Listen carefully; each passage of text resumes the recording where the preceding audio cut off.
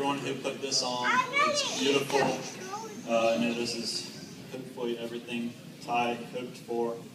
Let's see. Have some notes.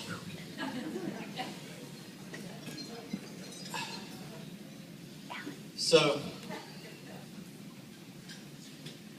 I wrote this speech, and during the wedding, Pastor Ron gave a speech.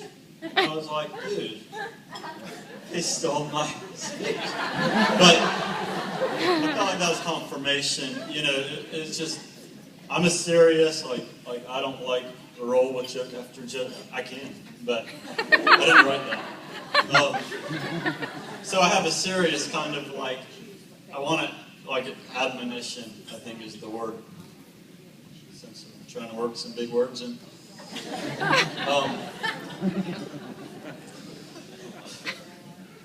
Me and Nick grew up together, obviously.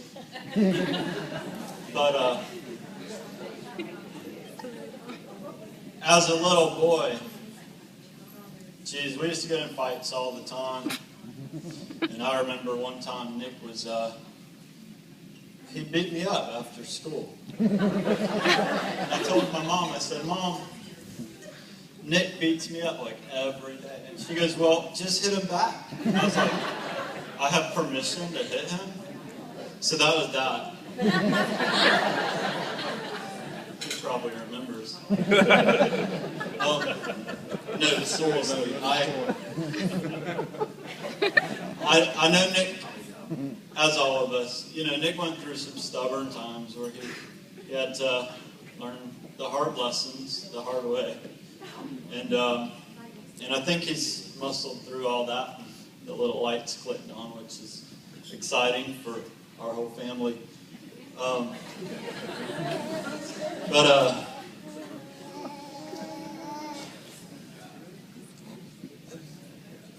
I guess I just want to talk a little bit about Nick's character, especially what I've seen with him recently. Nick tightens up. He gets right with God. He runs 100 miles per hour.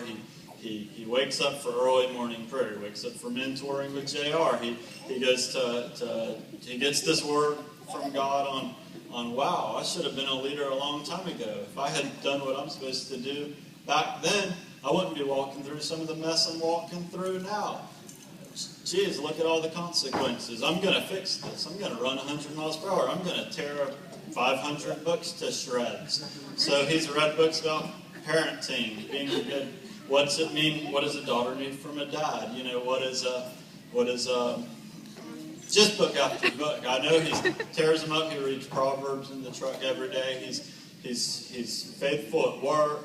He gets things done. He's working 3 jobs for a little while. He's working with me, working at Ballyhoo and substitute teaching at the school because he wants to become the school, part of the school program and start a football team. And you know, just 100 miles per hour and meeting with Pastor Ron. So, I mean, this is Nick. And then through all that, you know, he's trying to build up Ty and let her know how precious she is and make enough money to buy a ring. And so here's my brother, you know, 100 miles per hour.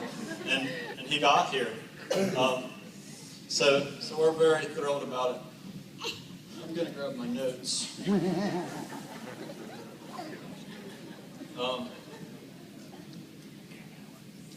Okay, so this is one of the beautiful things I wanted to share.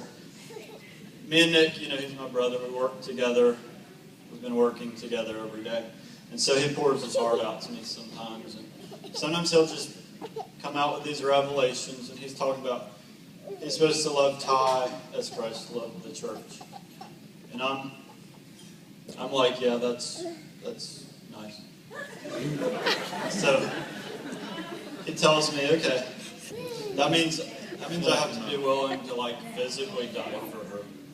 And that also means he has to be willing to like physically die for Christian and for Ellie and to take that role. That's a lot of love. And then he expounded on that more, and he said how he's not only willing to die for her, which, you know, that's simple. I'd die for Crystal. But he says how he's willing to basically Christ loves us so much that we can walk away from him and he still pursues us and he doesn't let us go. And how Ty could totally reject him and he's still going to make sure she has all of his heart. And so that's a little bit about where Nick's come from and where he's going and what kind of man.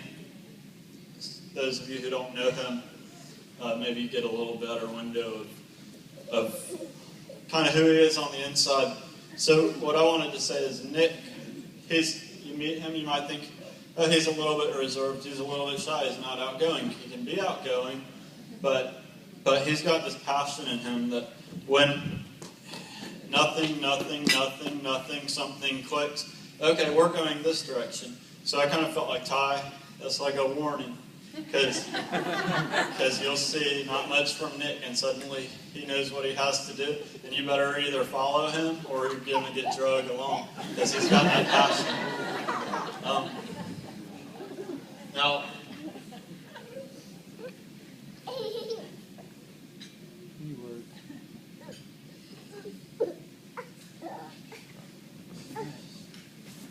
I thought I might pray, that Nick and Ty follow God's will, hear his voice.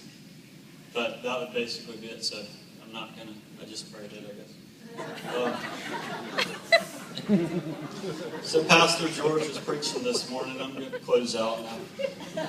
Pastor George was preaching. He was talking about how Jesus had to drink. He knew he had to drink from the cup that he was given. And so I thought, well, I'll use that to propose a toast. Now, I don't condone too much strong drink. The one says it makes a mocker out of anyone who abuses it, basically. And I guess that could ruin her wedding day. So I'm proposing a toast with that in mind. But this toast is to Nick and Ty, that just like Jesus, that they'll take here's the thing about Nick and Ty. Nick's personality is when he gets some direction, he's going 100 miles per hour. Ty's personality, okay, Nick's like a little spark of fire. Ty's kind of like gasoline. Right? So them together,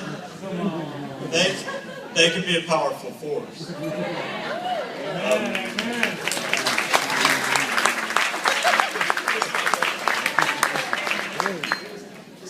So I see them as Nick being a coach, them being an example, Ty incredibly influential.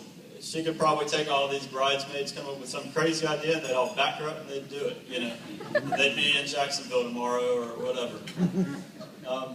So I can see God having a specific calling on their life to be influential, to be that powerhouse, to lead people, and to bring up leaders behind them that are going to go out and make more leaders. And I think that's something specific that God's called them to do. Amen. So I want to raise a toast to Nick and Ty, drinking from the cup that God has given them, to be the leaders and to follow God with their whole heart. Just as He's set their path in front of them, that He's specifically called them to do as a couple.